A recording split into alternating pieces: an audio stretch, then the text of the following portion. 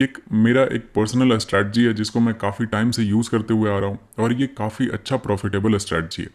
तो इस स्ट्रैटेजी के बारे में ए टू जेड पॉइंट पे बात करूँगा, किस तरह से आपको ट्रेड करना है, किस तरह से आपको स्टॉप लॉस लगाना है, किस तरह से आपको कौन सा स्ट्राइक प्राइस सेलेक्ट करना है, कितना रिस्क मैनेजमेंट होना चाहिए।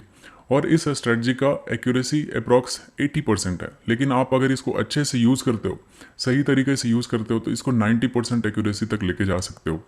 तो मैं इस स्ट्रैटेजी को तो 3-4 साल से यूज़ कर रहा हूँ और काफ़ी मज़ा आता है। इसमें सबसे अच्छी बात ये होती है ना कि इसमें स्टॉप लॉस बहुत ही छोटा रहता है और टारगेट आप 1:2, 1:3 भी ले सकते हो। काफ़ी अच्छा इसमें प्रॉफिट टारगेट मिलता है। तो बहुत सारे लोगों का डाउट रहता है कि यार स्कैल्पिंग होता क्या। स्कैल्पिंग एक ऐसा तरीका है ट्रेडिंग का जिसमें अपन बहुत ही छोटे टाइम के लिए ट्रेड में रहते हैं और बहुत ही जल्दी क्विक प्रॉफिट कर लेते हैं या फिर तुरंत ही एग्जिट हो जाते हैं लॉस में, छोटे से लॉस में एग्जिट हो जाते हैं। इसको स्कैल्पिंग कहते हैं। एक होता है इंट्राडे ट्रेडिंग। उसमें होता है कि आप सुबह में ट्रेड लेते हो और ऑलमोस्ट 3 बजे के अराउंड तक आप अपने ट्रेड को होल्ड करते हो और उसके बाद उसको एग्जिट करते हो। तो अगर इंट्राडे करते हो तो उसमें क्या होता है नुकसान कि जितने भी रिटेलर्स होते हैं उनके पास कैपिटल कम होने की वजह से अगर आप इंट्राडे करोगे तो आप ऑप्शन बाई करोगे। ऑप्शन बाइंग में अगर गलती से भी मार्केट साइडवेज रहा, जैसा कि हमारा डेटा रहता है कि हमारा मार्केट ऑलमोस्ट 80-90% टाइम साइडवेज रहता है, बाकी बहुत ही कम टाइम ऐसा होता है जो ट्रेंड होता है, ठीक है, तो उसमें पैसा बनता है। लेकिन वो जब ट्रेंड होगा तो आप उस ट्रेंड को अच्छे से कैप्चर नहीं कर पाते हो और आपका लॉसेस होता है इंट्राडे में। तो इंट्राडे उन लोगों के लिए जिसके पास ज्यादा कैपिटल है, जो लोग ऑप्शन सेलिंग करते हैं, उनको अच्छा पैसा मिलता है। और स्कैल्पिंग में क्या होता है कि जितने भी रिटेलर्स होते हैं उनके पास कम पैसा होता है, तो वो स्कैल्पिंग करके रेगुलर बेसिस पे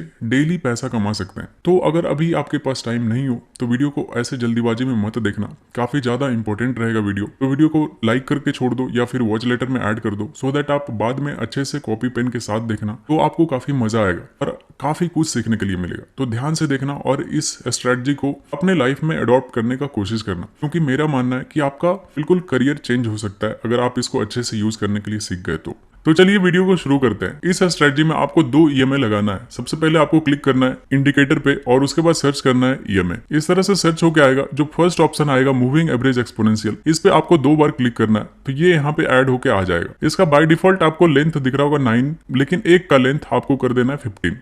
ठीक है, मैं बताऊंगा क्यों इस तरह से क्यों ज्यादा यूजफुल होता है, तो आप अच्छे से ध्यान से देखो, बिना स्किप किए देखना, क्योंकि मैं मानता हूं कि आप इसको अच्छे से देखोगे तो आपका ट्रेडिंग करियर चेंज हो सकता है। तो आप यहाँ पे ऐड कर लेना, एक का कलर भी चेंज कर दो। तो हमें पता चल रहा है 2 ईएमए अलग अलग दिख रहा है। यहाँ पे जो पास पास चल रहा है प्राइस के वो है 9 ईएमए और थोड़ा जो दूर है वो है 15 ईएमए। तो 9 ईएमए का मतलब हुआ कि 9 कैंडल का एक्सपोनेंशियल मूविंग एवरेज लाइन है ये, ठीक है, और 15 ईएमए है 15 कैंडल का मूविंग एवरेज लाइन है ये। तो जब आप इसको ऐड कर लोगे तो उसके बाद आपको किस तरह से यूज करना है ये मैं आपको बताता हूँ। तो अब मैं आपको बताता हूँ किस तरह से आप इन दोनों ईएमए को यूज करके आप स्कैल्पिंग कर सकते हो। पहले ये बता देता हूँ कि कहाँ पे आपको ट्रेड नहीं करना है। जब भी ईएमए इस तरह से साइडवेज रहेगा, ठीक है, जब भी ईएमए फ्लैट रहेगा, आपको ट्रेड नहीं करना है, वहां पे आप स्कैल्पिंग करोगे तो बार बार आपका एसएल हिट होगा। तो जब भी ईएमए का डायरेक्शन ऐसा होगा, ये 15 ईएमए रहेगा नीचे और 9 ईएमए रहेगा ऊपर, तो जब भी ऐसा रहेगा तो आप देखना एटलीस्ट इसका जो स्लोप होगा, जो ग्राउंड से ये जो डिग्री होता है ना, वो 30 डिग्री से एबव होना चाहिए। तभी आपका ट्रेंड पता चलता है कि हाँ ये बुल ट्रेंड में। और अगर डाउन साइड के लिए अगर ईएमए इस तरह से रहा, ठीक है, और मार्केट इस तरह से इधर ट्रेंड कर रहा होता है, तो इसका जो एंगल रहेगा वो 30 डिग्री, ये डाउन साइड के लिए मैं बता रहा हूँ, 30 डिग्री या फिर उससे बड़ा होना चाहिए। ठीक है, ऐसा अगर सिचुएशन आपको मिले तो आपको ये स्ट्रेटजी को अच्छे से यूज करना है। अब मैं इसमें आपको बताता हूँ कि स्ट्राइक प्राइस और किस तरह से आपका एंट्री पॉइंट और एग्जिट पॉइंट क्या होना चाहिए। जब भी आप स्कैल्पिंग करोगे तो हमेशा आपको इन द मनी में रहना है, आईटीएम ऑप्शंस में रहना है, ठीक है। एटीएम में भी रह सकते हो, लेकिन ज्यादा अच्छा प्रॉफिट आपको आईटीएम में रहेगा, इन द मनी में रहेगा। एट द मनी में भी ठीक ठाक रहेगा, लेकिन ओटीएम बिल्कुल आपको अवॉइड करना है। इसमें आप अगर स्कैल्पिंग करते हो आपका बिल्कुल भी पैसा नहीं बनेगा, बिल्कुल भी नहीं बनेगा। तो आपको या तो एटीएम में रहना है बहुत ज्यादा, तो या फिर आपको बिल्कुल अच्छा प्रॉफिटेबल रहना है तो हमेशा आईटीएम में रहना है। मैं आपको एग्जाम्पल से बताता हूँ कि कितना आईटीएम में रहना चाहिए या फिर कितना ओटीएम में रहना चाहिए। सपोज कि ये 40,000 पे प्राइस चल रहा है बैंक निफ्टी का, ठीक है, और यहाँ पे आपका यहाँ पे एक सेटअप बन गया ईएमए पे, यहाँ पे आपको एंट्री कैंडल मिल रहा है। तो आपको इसमें किसका ऑप्शंस लेना चाहिए। सपोज कि यहाँ पे 40,100 चल रहा है, तो आपको हमेशा क्या करना है कि अगर आपको कॉल बाय करना है तो 40,000 का यहाँ से 100 पॉइंट नीचे का स्ट्राइक प्राइस सेलेक्ट कर लेना है कोई भी। तो यहाँ पे 40,000 का कॉल ऑप्शन आप यहाँ पे स्कैल्पिंग में बाय कर सकते हो और आपका जो एसएल रहेगा वो नीचे रहेगा। इस पर डिटेल में बात करूंगा, कौन से कैंडल पे आपको एंट्री करना चाहिए, कौन से कैंडल पे एग्जिट करना चाहिए, कितना प्रॉफिट टारगेट तक आप वेट कर सकते हो, कब आपको ज़्यादा प्रॉफिट टारगेट तक वेट करना चाहिए, कब आपको छोटे टारगेट पे निकल जाना चाहिए। ठीक है, सब कुछ कवर करने वालों, तो ध्यान से देखना, स्किप मत करना वीडियो का एक भी पार्ट, नहीं तो आप वीडियो से कुछ सीख नहीं पाओगे। तो ये हमारा क्राइटेरिया हुआ, हमेशा आपको आईटीएम में रहना है। ठीक है, इससे बाहर निकलोगे आपका पैसा नहीं बनेगा ज्यादा। ठीक है, एटीएम में फिर भी चलेगा। ऐसा मैं इस वजह से बोल रहा हूँ कि क्योंकि एटीएम का जो डेल्टा होता है 0.5 होता है और आईटीएम का 0.5 से 0.6 इस तरह से रहता है। तो इसमें जैसे सपोज कि अगर 100 पॉइंट मूव किया ना बैंक निफ्टी, तो आपका जो एटीएम का जो ऑप्शन होगा वो 50 पॉइंट मूव करेगा। लेकिन 0.6 वाला जो रहेगा आईटीएम वाला, वो अगर बैंक निफ्टी 100 पॉइंट मूव किया तो आपको 60 पॉइंट का मोमेंटम आपको मिल जाएगा ऑप्शंस में। तो इस वजह से हम हमेशा आईटीएम में रहते हैं। एटीएम या ओटीएम थोड़ा सस्ता होता है, लेकिन सस्ता में नहीं आपको काम करना है। और इस स्ट्रेटजी में आपको एक और बात बता देता हूँ कि इसमें कम से कम आपके पास जो कैपिटल होना चाहिए वो 25 to 30 के होना चाहिए। अदरवाइज इसमें आप प्रॉफिट नहीं निकाल पाओगे, क्योंकि आपका साइकोलॉजी खराब हो जाएगा और आप अच्छे से प्रॉफिट के लिए वेट नहीं कर पाओगे। बार बार आपका एसएल हिट होगा, आपका अकाउंट धीरे धीरे कम जाएगा। ठीक है, तो इस चीज़ों को आप ध्यान रखना। कम से कम आपके पास 25 से 30 हज़ार होगा तो आप अच्छे से इसमें ट्रेड कर सकते हो। तो ये हमारा पूरा क्राइटेरिया था, किस तरह से आपको कौन सा स्ट्राइक प्राइस सेलेक्ट करना है। अब मैं आपको बताता हूँ कि इसमें रिस्क मैनेजमेंट और एंट्री पॉइंट और एग्जिट पॉइंट क्या होना चाहिए। इस स्ट्रेटजी का सबसे खास पॉइंट जो होता है ना, कि इसमें हमारा स्टॉप लॉस बहुत ही छोटा होता है। जैसे सपोज हमने बाय पे एंटर किया, ठीक है, अगर इस कैंडल पे बाय पे एंटर किया तो हमारा जो स्टॉप लॉस रहेगा वो जस्ट इस कैंडल के लो का रहता है। तो इसमें हमारा स्टॉप लॉस बहुत ही छोटा होता है, अपन ज्यादा देर इस ट्रेड में रहते नहीं है, या फिर ये छोटा सा एसएल ले लेते हैं या फिर हम दुगना प्रॉफिट इसमें ले लेते हैं, ऐसा होता है। इस तरह से ये स्कैल्पिंग स्ट्रेटजी काम करता है। तो इस वजह से ये हमारे हेल्थ के लिए भी बहुत अच्छा है। अगर आप ट्रेडर हो तो आपको पता होगा कि एक ट्रेडर कितना ज्यादा हेल्थ इश्यूज फेस करता है, हमेशा माइंड साइकोलॉजी डिस्टर्ब रहता है, हार्ट का प्रॉब्लम होता है। इस वजह से ये स्कैल्पिंग में ना ज्यादा देर अगर आप ट्रेड में नहीं रहते हो तो ये दोनों समस्या से आप बच जाओगे। तो अब मैं बताता हूँ कि इसका एंट्री क्राइटेरिया और एग्जिट क्राइटेरिया क्या क्या होना चाहिए, तो ध्यान से देखना। तो अब मैं बताता हूँ आपको कि जब भी आपको बाइंग ट्रेड दिख रहा होता है तो आपको कौन से कैंडल में एंट्री करना चाहिए, कौन से कैंडल को अवॉइड करना चाहिए। आपको मैं 3 कैंडल बताता हूँ जब भी बाइंग के लिए होगा, तो किस तरह का कैंडल पे आपको एंटर करना है। जब भी आपका इस तरह का कैंडल आपको दिखे, ठीक है, इस तरह का कैंडल दिखे, बिल्कुल पिन बार कैंडल या फिर फुल बॉडी कैंडल, नीचे से हल्का वीक होना चाहिए, या फिर बिग बार कैंडल, ठीक है, ये 3 कैंडल जब भी आपको दिखे ईएमए पे या फिर ईएमए को नीचे से क्रॉस करता हुआ और ईएमए का डायरेक्शन इस तरह से ऊपर की तरफ रहेगा, तो आपको इस कैंडल पे हाई पे एंटर करना है, यहाँ पे एंटर करना है, यहाँ पे एंटर करना है। जब भी इस कैंडल के हाई पे बाय करोगे तो उस कैंडल के लो का एसएल रख के आपको ट्रेड करना है। आप देखोगे कि जैसे ही आप एंटर करोगे मोमेंटम में आपको अच्छा टारगेट देगा या फिर आपका एसएल हिट कर देगा। तो ये 3 कैंडल आपको ध्यान में रखना। मैं आपको चार्ट पे भी दिखा देता हूँ ये तीनों कैंडल को, ताकि आप अच्छे से इसको ऑब्जर्व कर सको। तो देखो, सबसे पहला जो कैंडल रहेगा वो रहेगा हमारा ये पिन बार कैंडल। आप देखो इस कैंडल को देखो, कितना अच्छा पिन बार कैंडल है। दूसरा कैंडल आपको दिखाता हूँ, ये कैंडल हो गया बिग बॉडी कैंडल, ठीक है, मतलब नीचे से थोड़ा सा विक्स है, मतलब अच्छा बुलिश कैंडल इसको माना जाता है। ये बुलिश इंगल्फिंग कैंडल भी है क्योंकि ये प्रीवियस कैंडल को अपने अंदर इंगल्फ कर रहा है। और थर्ड कैंडल आपको दिखाता हूँ, तो ये होता है हमारे लिए थर्ड एंट्री कैंडल, अच्छा बड़ा बॉडी बना हुआ। तो इस कैंडल पे आपको एंटर करना है। 3 एंट्री कैंडल बाइंग के लिए मैंने बता दिया। सेलिंग के लिए जस्ट इसका अपोजिट 3 कैंडल आपको फाइंड आउट करना है, बिल्कुल 3 अपोजिट कैंडल। तो बाइंग के लिए ये 3 कैंडल आपको देखना है। और मैं बताता हूं आपको अब एंट्री और आपका टारगेट क्या होना चाहिए। अगर आप अभी ट्रेडिंग स्टार्ट किए हो, कुछ महीने हुए हैं आपको ट्रेडिंग करते हुए, तो आपको चार्ट सेलेक्ट करना है 5 मिनट का। जैसे जैसे आप इसमें एक्सपर्ट होना उस तरह से आप टाइम को रिड्यूस कर देना। तो सबसे पहले आप देखोगे अभी ईएमए बिल्कुल फ्लैट है, और उसके बाद जैसे ही चार्ट आगे बढ़ेगा मैं आपको बताऊंगा, देखोगे धीरे धीरे ये कैंडल, ये चार्ट का डायरेक्शन पूरा मुड़ चुका है और ये ट्रेंडिंग होता हुआ दिख रहा है आपको।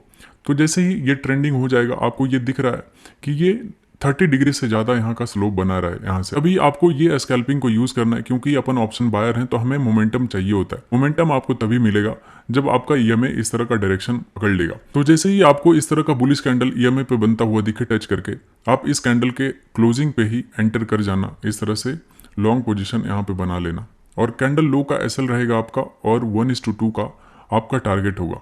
तो 1:2 का टारगेट इस तरह से आप बनाना, और उसके बाद आप देखना ये आपको काफ़ी तेज़ी से मोमेंटम में आपको टारगेट देगा, ठीक है। तो ये काफ़ी तेज़ी से मोमेंटम आता है और आपके डायरेक्शन में मूव करेगा, क्योंकि आप देखोगे जहाँ से आपने एंटर किया कभी भी आपके प्राइस से नीचे नहीं आया।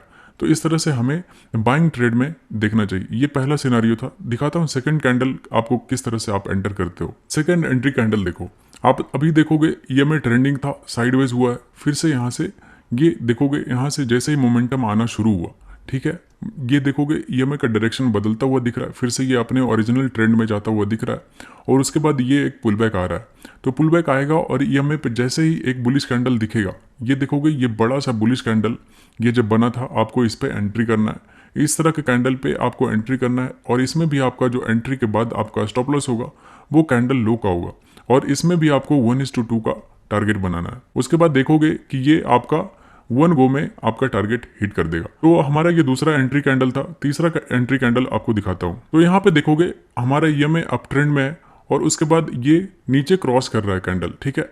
अगर यहाँ से रिजेक्शन लेगा तो और बुलिश कैंडल बनाएगा, तीसरा जो कैंडल है हमारा एंट्री कैंडल, अगर वो यहाँ पे बनता दिखेगा तो अपन उस पर एंटर कर जाएंगे। तो आप देखोगे ये नीचे क्रॉस किया, लेकिन ये कैंडल देखो नीचे से ईएमए को क्रॉस करके, दोनों ईएमए को क्रॉस करके एक अच्छा सा बुलिश कैंडल यहाँ पे क्लोज हुआ है।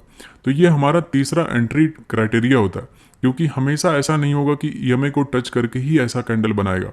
अगर ईएमए को नीचे से क्रॉस करके भी इस तरह का कैंडल बनता है, आपको यहाँ पे ऐसे सिचुएशन में एंटर करना है, और इसके बाद यहाँ पे एंटर करोगे 1:2 का आपका टारगेट होगा, और इस तरह से नीचे रखोगे स्टॉप लॉस 1:2 का टारगेट रखोगे, और इसमें भी आपका देखोगे 1 गो में आपका टारगेट हिट हो जाएगा। इस तरह से आपको हमेशा ट्रेड लेना है, हमेशा अपने सिस्टम पे बिलीव रखना है, तभी आप अच्छा ट्रेडर बनोगे। छोटे छोटे रिस्क लेते रहो। सबसे ज्यादा हमारा दिक्कत ये होता है ना कि हम इंट्राडे में बहुत बड़े बड़े लॉसेज ले लेते हैं, वो रिकवर नहीं हो पाता। इस स्ट्रेटजी में सबसे प्लस पॉइंट ये होता है कि हमारा जो स्टॉप लॉस होता है वो काफी छोटा होता है।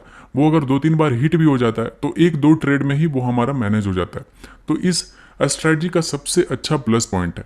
तो इस स्ट्रेटजी को आप बिल्कुल अच्छे से भरोसे के साथ यूज कर सकते हो, और सेलिंग के लिए जस्ट इसके अपोजिट कर देना। जैसा भी हमने यहाँ पे बताया था, वो सेलिंग का भी 1-2 ट्रेड आपको करके दिखा देता हूँ, सो दैट आप अच्छे से इसको रिलेट कर पाओगे, आपको कहाँ पे एंटर करना चाहिए, कहाँ पे एग्जिट करना चाहिए। और उसके बाद मैं आपको सबसे ज़्यादा इंपॉर्टेंट बात बताऊंगा, जो कि इस ट्रेडिंग स्ट्रेटजी में जो सबसे ज़्यादा मेन इंपॉर्टेंट होगा वो वही पॉइंट होगा। तो उसको आप अच्छे से देखना। तो सबसे पहले मैं आपको सेलिंग का 3 पॉइंट दिखा देता हूँ, कहाँ कहाँ आपको सेलिंग करनी है। सेलिंग में आपको दिखेगा ईएमए नीचे की तरफ डायरेक्शन रहेगा, और ये प्लेन से इसका 30 डिग्री रहेगा, तभी आप मानना कि ये सेलिंग ट्रेड में। देखोगे यहाँ पे भी एंट्री मिला था। मैं आपको आगे दिखाता हूँ किस तरह से आपका एंट्री यहाँ पे मिलेगा। काफी अच्छा मार्केट हमें बेयरिश दिख रहा है, तो हमें कैसे एंट्री इसमें फाइंड आउट करना है। जैसे ही देखोगे यहाँ पे ये कैंडल ऊपर से क्रॉस किया, ऊपर हमारा ओवरऑल ट्रेंड डाउन ट्रेंड है, और ये थोड़ा देर साइडवेज रह के ईएमए बुलिश कैंडल बनाया था, लेकिन ये पूरा रिजेक्शन लेके नीचे चला आया और हमारे ईएमए को डाउन मोमेंटम दे दिया। ठीक है, उसके बाद देखोगे ईएमए का डायरेक्शन यहाँ पे चेंज हो चुका, और यहाँ पे ईएमए का जो स्लोप है वो 30 डिग्री से ज्यादा हो गया। जैसे ये कैंडल बना था, ये काफी अच्छा बेरिश कैंडल होता है, आपको इस कैंडल पे एंट्री करना था शॉर्ट सेल, और इसके ऊपर का आपका एसएल होगा इस कैंडल का, और इसमें 1:2 का आपको टारगेट बनेगा। ठीक है, 1:2 का टारगेट बना के आप इस ट्रेड में एंटर होगे। आप देखोगे कि हमारा 1 गो में हमारा टारगेट हिट हो जाएगा इसमें। तो इस तरह से आपको ट्रेड में एंटर करना है। और जो दूसरा कैंडल हमारा एंट्री क्राइटेरिया होता था सेलिंग का, वो है ये कैंडल। आप देख सकते हो, अगर आपने यहाँ पे एंटर किया था तो इस कैंडल में जब आपको यहाँ पे मिल रहा था तो आप यहाँ पे भी एग्जिट कर सकते थे, डोंट वरी। आपको बस एक भी रिवर्सल कैंडल का वेट नहीं करना है, क्योंकि आप स्कैल्पिंग कर रहे हो। अगर इतना बड़ा रेड कैंडल अगर ग्रीन में कन्वर्ट होता हुआ दिखे तो आपको वहां से निकलना चाहिए, फिर आपको दोबारा एंट्री कर लेना चाहिए था। जैसे आप इसमें एग्जिट करते और आपका जो दूसरा एंट्री होता ये रिटेस्ट किया और फिर से ईएमए को टच करके ये बेरिश कैंडल बना था, आपका फिर से यहाँ पे एंट्री बन जाता सेलिंग ट्रेड का। यहाँ पे आप शॉर्ट करते, कैंडल हाई का एसएल रहता आपका, और 1:2 का आपका टारगेट बन जाता। आप इसमें ट्रेड में एंटर कर सकते थे। तो इस तरह से आपको मोमेंटम में काफी अच्छा ट्रेड मिल जाता। ठीक है, इस तरह से आपको ट्रेड मिलता है। इसको अच्छे से बैक टेस्ट करना, मैं तो काफी टाइम से बैक टेस्ट करते हुए आ रहा हूँ, मैं काफी ट्रेड भी इस पे करता हूँ, लाइव मार्केट में आपको ट्रेड करके दिखाता हूँ। ये स्ट्रेटजी काफी ज्यादा काम करती है। आप इसको अगर अच्छे से यूज करोगे तो 90% एक्यूरेसी तक भी लेके जा सकते हो, क्योंकि अपन इस स्ट्रेटजी को ट्रेंड में ट्रेड करते हैं। ठीक है, कभी भी साइडवेज मार्केट में इस स्ट्रेटजी को यूज नहीं करते हैं। इस जगह पे, ऐसे जगह पे यूज नहीं करते हम, हमेशा ऐसे जगह पे यूज करते हैं, ऐसे जगह पे यूज करते हैं ताकि हमारा जो विनिंग प्रोबेबिलिटी हो वो काफ़ी ज़्यादा हाई हो। ऐसे जगह पे यूज़ करते हैं, देखोगे यहाँ पे भी बना, सेलिंग आया, कितना मोमेंटम कैंडल यहाँ पे बनता हुआ दिखा था। तो आप जाके बैक टेस्ट करना इस स्ट्रेटजी को, मैं तो काफ़ी टाइम से कर रहा हूँ। आपको 10 में से मिनिमम 8 बार 7 बार इसमें बहुत अच्छा टारगेट देगा, बड़ा बड़ा टारगेट देगा, एक एक कैंडल में आपको अच्छा टारगेट देके चला जाएगा। तो अब जो सबसे ज़्यादा मेन इंपॉर्टेंट बात है इस स्ट्रेटजी में, जो कि आपको ध्यान में रखना है, वो है कि आप कभी भी इस स्ट्रेटजी को निफ्टी या फिर बैंक निफ्टी, हमेशा दोनों को अलग अलग यूज नहीं कर सकते। जब भी आप स्कैल्पिंग करना तो साइड बाय साइड आपके पास 2 स्क्रीन होना चाहिए इस तरह का। आप इस तरह से दोनों स्क्रीन को लगा के रखना, और दोनों में एक तरफ बैंक निफ्टी होना चाहिए और एक तरफ निफ्टी होना चाहिए। तो इसमें क्या क्या अवॉइड करना है ये मैं आपको बताता हूँ, क्योंकि आप अगर सिंगल चार्ट पे यूज करोगे ना, सिर्फ अगर निफ्टी को यूज करते हो, बैंक निफ्टी को इग्नोर कर देते हो, तो आपका कहीं ना कहीं एक्यूरेसी थोड़ा सा कम जाएगा। लेकिन अगर आप दोनों को एक साथ मिला के यूज करोगे, निफ्टी और बैंक निफ्टी को, इसमें आप काफी ज्यादा प्रॉफिटेबल होगे। मैं बताता हूँ कि इसमें बैंक निफ्टी और निफ्टी को किस तरह से यूज करना है। सपोज कि आपने यहाँ पे, सपोज कि आपको इस जगह पे सेलिंग ट्रेड निफ्टी में मिल रहा है, यहाँ पे स्कैल्पिंग ट्रेड मिल रहा है, ठीक है। लेकिन अगर बैंक निफ्टी कहीं सपोर्ट लेवल पे ट्रेड करता हुआ दिखेगा इधर इस जगह से, तो आपका ये सेलिंग ट्रेड नहीं चलेगा। क्योंकि अगर ऐसा होगा कि लेवल्स हमेशा ज्यादा काम करते हैं, ना कि ब्रेकआउट ब्रेकडाउन। क्योंकि अगर बैंक निफ्टी अगर सपोर्ट पे ट्रेड करता हुआ रहेगा, कभी भी यहाँ से एक अपसाइड का मोमेंटम दिखा देगा, तो ये जो निफ्टी होगा ये इतना तेजी से फॉल करेगा नहीं। तो आपको सेलिंग में अवॉइड करना है क्या, कि बैंक निफ्टी हमारा, अगर बैंक निफ्टी में करते हो तो आप जस्ट उल्टा करना, अगर निफ्टी में करते हो तो उसके लिए मैं बता रहा हूँ कि निफ्टी में करते हो तो कभी भी अगर सेलिंग ट्रेड आपको निफ्टी में मिल रहा है, तो बैंक निफ्टी में कभी भी बैंक निफ्टी अपने सपोर्ट पे ट्रेड करता हुआ ना रहे।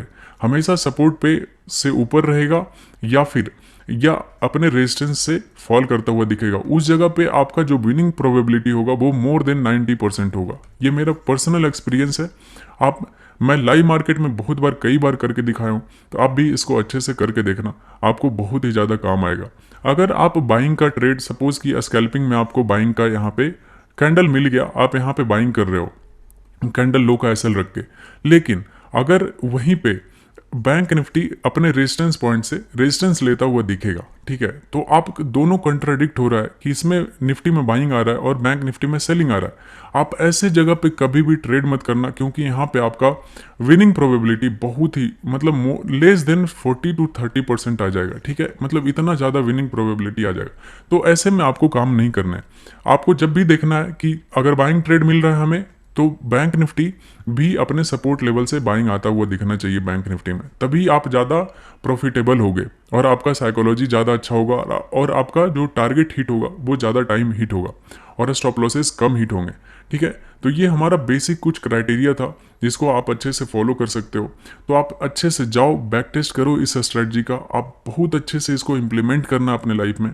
अगर कुछ भी डाउट है इस स्ट्रेटजी से रिलेटेड, तो आप कमेंट करके पूछो, मैं आपको अच्छे से जवाब दूंगा, ठीक है। अगर कुछ रह गया तो मैं लाइव मार्केट में फिर दोबारा एक्सप्लेन कर दूंगा, अगर कुछ भी पॉइंट मेरे से मिस हुआ तो। सबसे ज़्यादा इंपॉर्टेंट था कि बैंक निफ्टी और निफ्टी को दोनों एक साथ यूज़ करना है, सो दैट हमारा एक भी गलत ट्रेड में एंट्री ना बने, ठीक है। तो यही था हमारा स्ट्रेटजी, आप अच्छे से इसको यूज़ करना, स्कैल्पिंग करना। आप रिटेलर्स हो तो आप इसमें स्कैल्पिंग करके आप कैपिटल को काफ़ी अच्छे से ग्रो कर सकते हो और आप अच्छा पैसा बना सकते हो इसमें। तो चलिए वीडियो को रैप अप करते हैं। अगर वीडियो इन्फॉर्मेटिव लगा तो वीडियो को प्लीज़ लाइक करना।